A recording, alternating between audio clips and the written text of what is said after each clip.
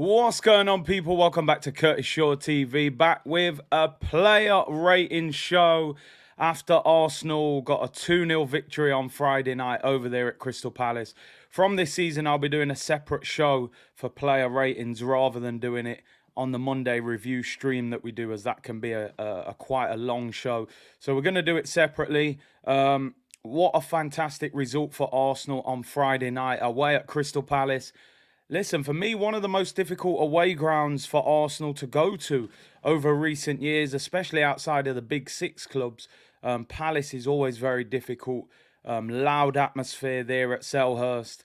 And we know with the likes of Zaha, Eze and co that they are very difficult to play against. And listen, Arsenal won the game. It wasn't the perfect performance. You know, I think there was still flaws in the performance that you can pick out if you're going to be a little bit constructive. I thought after we scored the first goal in the first half, we sat off them a little bit. Palace came back into the game. And I think second half, they completely dominated, to be honest, Crystal Palace. We hit them a couple of times on the break.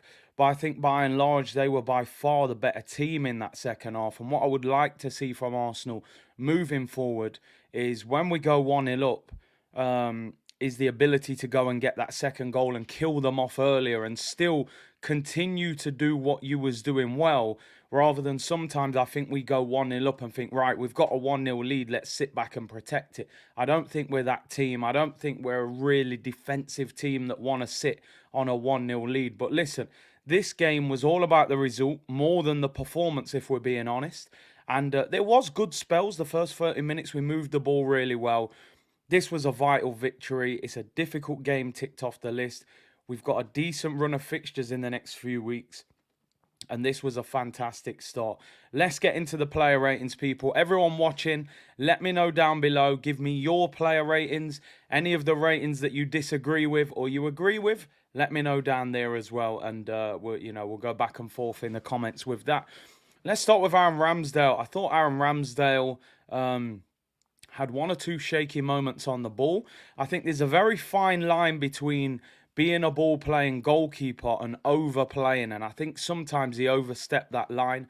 However, on the flip side of that, he makes a fantastic save from Odegaard in the first half, point-blank range header, and also Eze one-on-one with the goalkeeper in the second half, spreads himself, makes himself big. I don't think the finish is great from Eze, but still, Aaron Ramsdale did his job.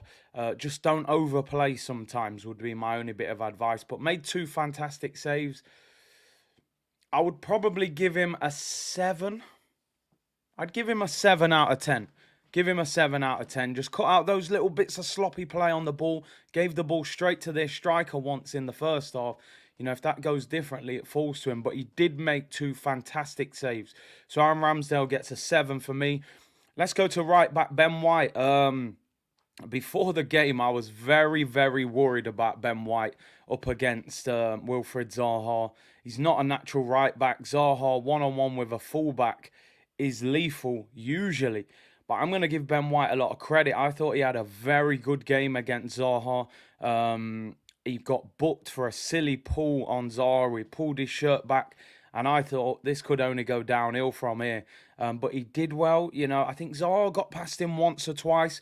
You know, there was that time where he'd done that little chop, went past him, and the boy Saliba came and got him out of the mess. But Ben White, a little bit shaky at times, gave the ball away once and caused an attack for Palace.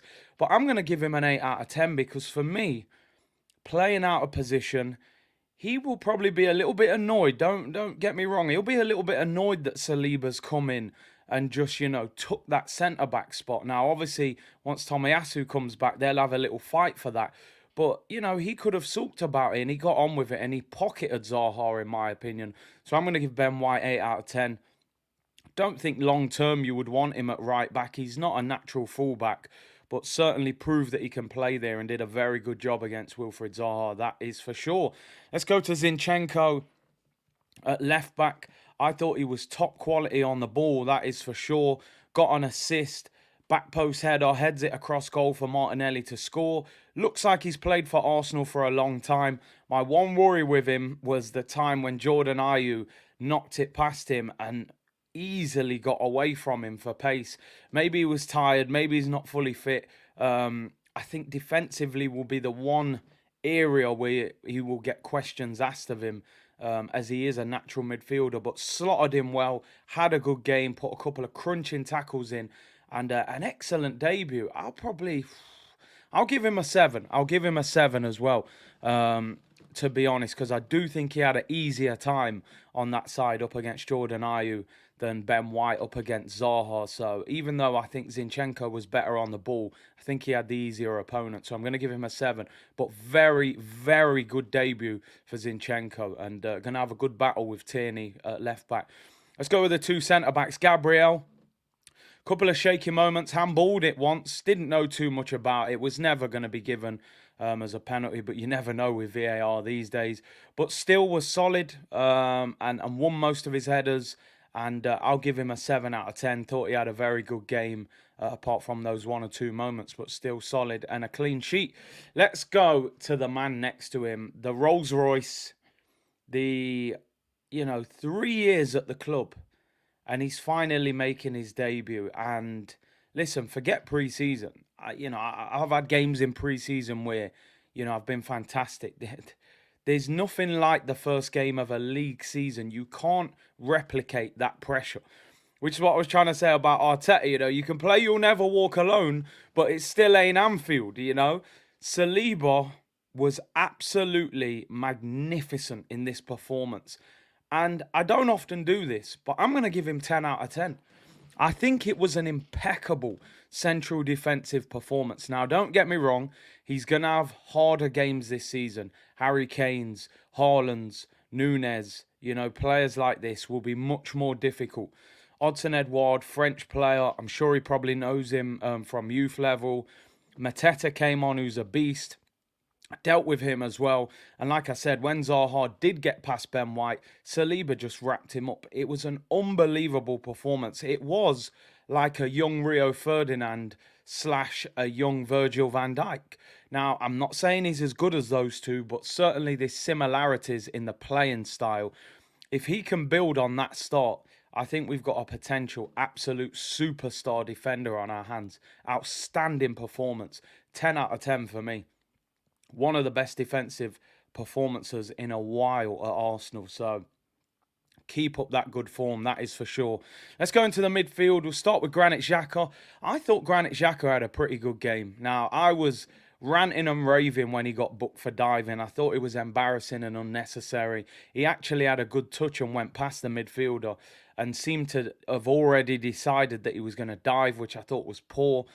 They're the little worrying moments, It's like he has head loss sometimes, Granit Xhaka. But if I look at the actual performance, I thought he played well. I thought he kept the ball well.